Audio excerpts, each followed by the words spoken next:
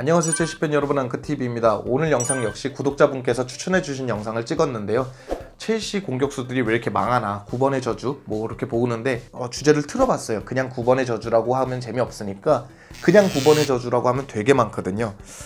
되게 많습니다. 그냥 9번의 저주라고 그러면 되게 많아서 잘생긴 선수가 망하는 경우가 꽤 있거든요. 잘생긴 백인 공격수라 그러다가 그러면 너무 인종비하한 것 같아서 백인이라서 망한다는 건 좀 그렇잖아요. 그래서 잘생긴 9번 공격수를 보도록 하겠습니다. 어디까지나 잘생긴 건 제 기준이니까 그렇게 보시면 될 것 같습니다. 5명을 선정해봤고요. 뭐 순위 같은 경우엔 큰 의미 없습니다. 어차피 죄다 망해버린 영입이라서 순위 같은 경우에는 큰 의미 없지만 그나마 이 중에서도 도토리를 한번 키 재봤습니다. 한번 보시도록 하겠습니다. 첫 번째는 라다멜 팔카오인데요. 팔카오 같은 경우에는 첼시로 임대돼서 맨유에서 바로 임대 온 선수인데 임대 온지도 모르는 그런 분들도 많아요. 첼시 팬들은 아실지 모르겠지만 전체적으로 다른 팀들은 팔카오가 첼시에도 있었어? 이렇게 할 정도로 팔카오의 커리어를 보시면 약간 당황하시는 분들도 있어요. 그만큼 임팩트도 없고 아주 짧은 기간, 그냥 한 시즌을 잠깐 스쳐 지나갔습니다. 근데 그 시즌이 스쳐 지나가도 너무 망한 시즌이기 때문에 팔카오의 망한 게 티가 안 날 뿐이지 굉장히 크게 망했던 영입 중에 하나입니다. 팔카오 같은 경우에는 제가 인상 깊었던 장면이 많아요. 인간계 최강이기도 했기 때문에 AT랑 슈퍼컵을 한 적이 있거든요. 첼시가 챔스 우승을 하고 그때 우리가 아주 아작이 났는데 그때 팔카오가 해트트릭을 하면서 맹활약을 하거든요. 그렇기 때문에 이게 인상은 깊었습니다. 자신이 응원하는 팀을 상대로 잘하는 선수는 기억하기 마련이기 때문에 팔카오에 대한 환상이 좀 있었는데 자연스럽게 본인이 다 깨부셔주고 나갔습니다. 12경기 나와서 한 골 넣었습니다. 그 한 골 때문에 기대를 하기도 했지만 결국 그 한 골이 처음이자 마지막 골이 돼버리면서 자연스럽게 모나코로 돌아가 버린 그런 선수이기도 합니다. 라다멜 팔카오는 탑5에 넣어봤습니다. 다음은 이과인인데요. 곤살로 이과인 같은 경우에는 뭐 똑같은 임대기는 하지만 시기상 그리고 중요도 면에서는 팔카오에 비할 바가 아니었습니다. 왜냐면 모라타가 망했고 지루로는 뭔가 아쉽고 사리 감독은 이구아인을 원하고 이런 복합적인 이해 요소가 맞아 들어가면서 온 거거든요. 그렇기 때문에 굉장히 잘했어야 했습니다. 무조건 잘했어야 했어요. 왜냐면 오자마자 메인 공격수가 돼야 되기 때문에 잘했어야 했고 완전 영입 조건까지 걸어놓은 그런 상황이었습니다. 게다가 그 당시에 그냥 모두가 찬성한 것도 아니었어요. 왜냐면 첼시 팬들 중에서도 AC 밀란에서 잘 안 되는 선수였거든요. 공격력 많이 떨어져 있는데 예전 유벤투스 능력이 없는데 이렇게 보시는 분들도 있었기 때문에 걱정도 많았지만 옹호파에서는 이런 얘기가 나왔었어요. 사리 감독이 이과인을 유독 잘 쓰지 않았냐, 믿어보자 그러고 데리고 왔지만 그 믿음마저 박살을 내버린 이과인이었습니다. 글쎄요, 모라타보다 움직임은 좋았거든요. 모라타보다 움직임은 좋았으나 득점을 크게 하지 못하면서 이구아인이나 모라타나 다른 게 무엇이냐라는 얘기가 나오기도 했습니다. 심지어 유로파에서 잘하고 있는 지루가 1옵션으로 올라와야 된다는 얘기까지 있었고 사리 감독 역시 중요한 경기, 유로파 결승이라든가 뭐 이럴 때는 지루 카드를 먼저 꺼내들 정도로 이구아인은 점점 양아버지라고 불리는 사리한테도 그렇게 신뢰를 잃어가고 있었습니다. 당연히 첼시 팬들 그리고 첼시 구단에는 신뢰를 크게 잃어버렸고 이구아인 역시 완전 영입이 되지 못하고 다시 유벤투스로 떠나게 됩니다. 한때 이구아인의 미모가 굉장히 좋았기 때문에 잘생긴 선수에 들어갈 만하지 않나. 그리고 실제로도 이구아인은 잘생겼습니다. 조금 아쉬운 부분이 있어서 그렇지 이구아인도 잘생겼기 때문에 이구아인을 한번 넣어봤습니다.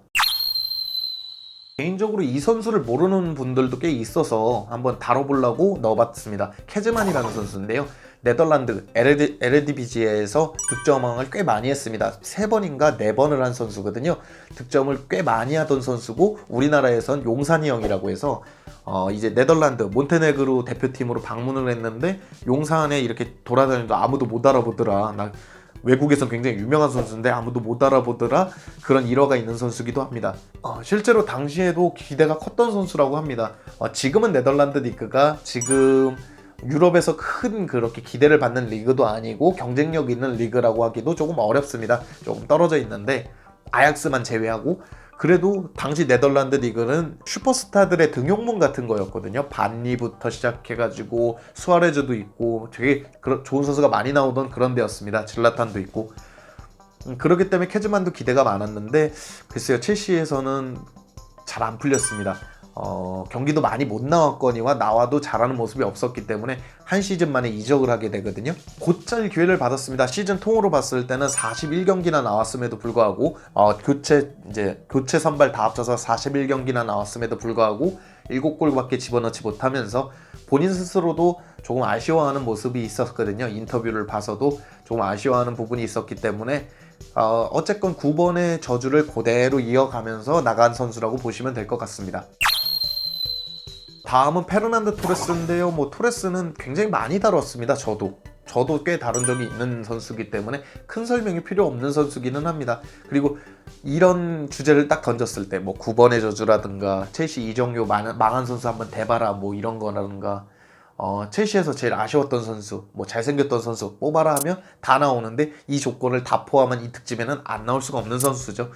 900억을 들였고 당시 리버풀에서 제토라이노를 통해서 파괴력 있는 공격수로 명망이 높던 그런 토레스를 데리고 왔지만 결국엔 크게 망해버렸죠. 오늘 나온 선수들 중에서 굉장히 많이 뛰었습니다. 무려 100경기가 넘어서 172경기를 나와가지고 45골을 넣었거든요. 그렇게 보면 그럼 그렇게까지 망한 건 아니지 않나 하는데 자세히 뜯어보시면 시즌을 통으로 봐도 2자리 이상 골이 없습니다. 그런 시즌이 없어요, 아예. 그렇기 때문에 최전방 공격수가 2자리 이상 골이 없다라는 것 자체가 실망인 거죠. 디에고 코스타 같은 경우에는 아무리 못해도 리그 득점만 따져도 2자리 골을 넣어줬었는데 시즌 통을 놓고 봐도 2자리 골이 없다라는 건 굉장히 심각했다는 거죠. 18경기를 나와서 1골 넣었으니까요. 이적 초반에는. 그만큼 토레스는 첼시란 구단이 사라지기 전까지 망한 영입으로는 계속 회자가 되는 선수가 아닐까 그런 생각을 해봅니다. 당시 900억은 지금 900억하고는 조금 차원이 다르니까요. 토레스는 근데 너무 잘생겼고 너무 멋졌던 선수라고 기억이 됩니다. 열심히도 하고 첼시에 대한 애정도 많이 드러내고 그랬던 선수기 때문에 애증이란 표현이 딱 맞는 것 같아요. 애증이란 표현. 사랑했지만 못해서 화가 나는 그런 선수라고 보시면 될 것 같습니다. 그럼 많은 의문들이 있을 거예요. 토레스가 1등이 아니면 누가 1등이냐? 예상하신 대로 모라타가 1등입니다. 모라타는 토레스급의 실력을 갖고 있음에도 불구하고 많이 찡찡거리기도 했습니다. 이것 때문에 안 된다, 저것 때문에 안 된다, 첼시 팬들이 너무 야유를 한다, 나에겐 시간이 필요하다, 이런 식으로. 그리고 업사이드만 걸렸다 하면 그 인상 찌푸리는 그게 있거든요. 특유의 그 제스처 그런 거 하고 AT로 떠나고 나서도 첼시에 대한 인터뷰가 그렇게 좋지 않기 때문에 거의 종합 선물 세트 같은 완벽한 선수라고 볼 수 있습니다. 9번의 저주를 대표하는 완벽한 이 종합 선물 세트가 아닌가 이런 생각을 해봅니다. 전체적으로 놓고 보시면 토레스의 계보를 잊지 않을 거라는 생각을 했었습니다. 왜냐면 초반에 왔을 때 11골을 넣기까지는 매 경기까지는 아니더라도 계속해서 골을 양산하고 있었기 때문에 잘하지 않을까라는 생각을 했지만 그 후로는 역시 토레스 9번의 저주를 계속 이어가는 선수가 됐습니다. 게다가 모라타, 이거는 제가 한번 언급한 적이 있는데요. 루카쿠를 굉장히 좋아했거든요. 저는 첼시에 있을 때도 떠났어도 루카쿠가 언젠간 돌아올 거란 생각이 있어서 그런지 그의 대체자가 이렇게 못하다 보니까 좀 많이 실망했던, 많이 속상했던 그런 것 같습니다. 게다가 또 너무 잘생기기도 했죠. 모라타 역시. 토레스, 모라타는 거의 우리 공격수 중에는 거의 탑급이죠. 순위도 순위지만 잘생긴 것만 놓고 봐도 거의 탑급이지 않나 그런 생각을 합니다. 굉장히 잘생긴 선수였기 때문에 성공만 한다 그러면 첼시를 대표하는 이제 프랜차이즈 스타가 될 수 있었는데 결과적으로는 오명만 남기고 떠난 그런 선수가 됐습니다. 팔카오도 머리 자르고 나선 굉장히 잘생긴 거 아시죠? 그래갖고 전체적으로 첼시가 잘생긴 공격수, 잘생긴 9번 공격수면 망한다라는 속설을 이어가는 것 같습니다. 근데 타미는 또 잘생겼거든요. 굉장히 잘생겼기 때문에 조금 불안하기는 합니다.